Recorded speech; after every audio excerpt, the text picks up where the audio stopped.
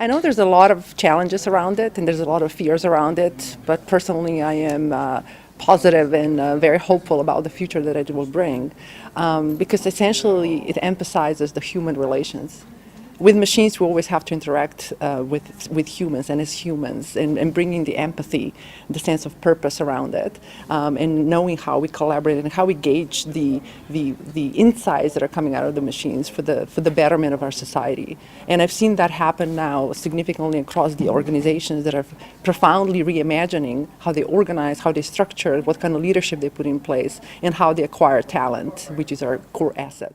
I think that one of the worst sides of it is people get excited about technology and implement technology. They implement artificial intelligence and they believe miracles will happen.